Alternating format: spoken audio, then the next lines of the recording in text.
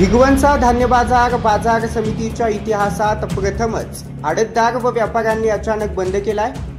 कृषी उत्पन्न बाजार समितीच्या माध्यमातून मूलभूत सुविधा मिळत नसल्यानं हा बाजार बंद करण्यात आलेला आहे।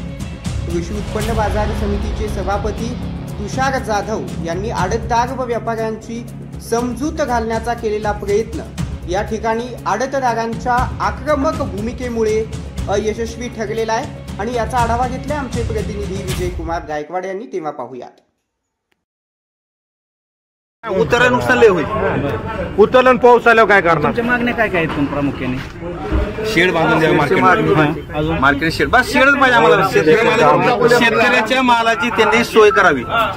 शेतकऱ्याच्या शेतकऱ्याचा माल शेतकरी घरी भिजून देत नाही आणि आपण चिखलात कसं एक दाना गोळा करून हिताला सगळं भिजलं वाटवळ त्याचं वाळवलेला माल भिजायचा ते भले व्यापारी घेतला असो शेतकरी लावा जावत असो शेतकऱ्याच्या मालाचे नुकसान होऊ नये एवढी सगळ्यात प्रमुख पूर्वकल्पना कशी काय द्यायला पाहिजे होती ना? अचानक शेतकऱ्याच्या नुकसान नाही शेतकऱ्यांना मार्केट पूर्वक अगोदर पहिल्यापासून दिलेलं आहे।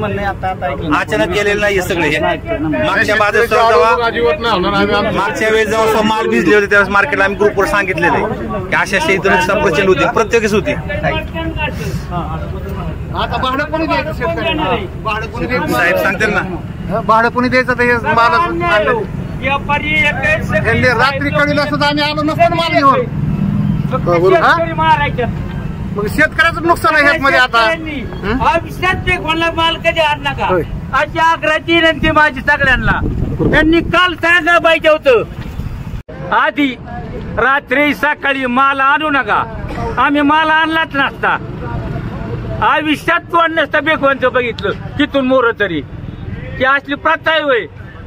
आज 80 रुपयांनी पैसे भरायच्यात आता 80 आणि न्यायला बी 80 म्हणजे डबल ह्यात फायदा झाला वाहनवाल्याचा।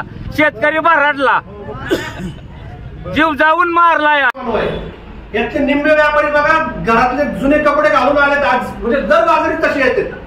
कारण परिस्थिती अशी आहे की दिवसभर धुळीत काम करायचं, एक जण सुद्धा व्यवस्थित ह्याच्यात येत नाही। इथं 20-20 वर्षापासून डांबरीकरणाची मागणी करतोय आम्ही, ते तर राहिलंच बाजूला। पण आज शेतकऱ्याच्या मालाची सुद्धा व्यवस्था व्हायला पावसा पाण्याच्या ह्याच्यामध्ये शेडला परवानगी नाही आम्हाला। किती वर्ष बाजारात पाणी साचते ह्याला 3 वर्ष झालं। प्रत्येक वेळेला सांगतो कितीदा फोटो टाकायचे तुम्हाला। आमच्या पर्यंत खरेदीदारांचे पैसे कापून देते, मग धंदा करायचा कोणासाठी? मार्केटसाठी का शेतकऱ्यांसाठी? शेतकऱ्यांच्या नाही तसले हाल होते। ह्याचं मार्केट लक्ष दखलच घेत नाही। आमचा कुठलाच जे काय इथं आतापर्यंत मुलांनी कितीदा सांगितले बोला की तुम्ही जरा आम्हाला कशाला नुसतं सगळं बोलता? तुम्ही बोला ना। प्रत्येक आतापर्यंत मी प्रत्येक तुम्हाला बोट सांगितलं, तुम्ही सांगा आम्ही काय काय बोला। कुणीच बोलू नका, तुम्हीच सांगा। काय काय आपल्या अडचणीवर सभापती साहेब पहिल्यांदाच आपली मिटिंग झाली म्हणून त्यांचं समर्पण एकदा मांडलं। तुमचं म्हणणं बरोबर आहे, ऐकून घ्या।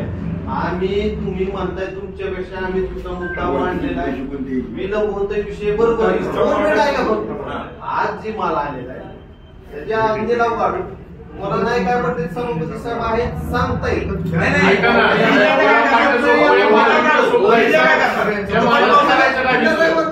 आज दुपारी भिजलो करणार काय? मागच्या वेळेस आमच्या गाडीच्या खरीददार कोण घेते त्याने देऊ द्या। पत्र दिलं संध्याकाळी आम्हाला खरीददारांनी सांगितलं आम्ही काय माल घ्यायला येणार नाही।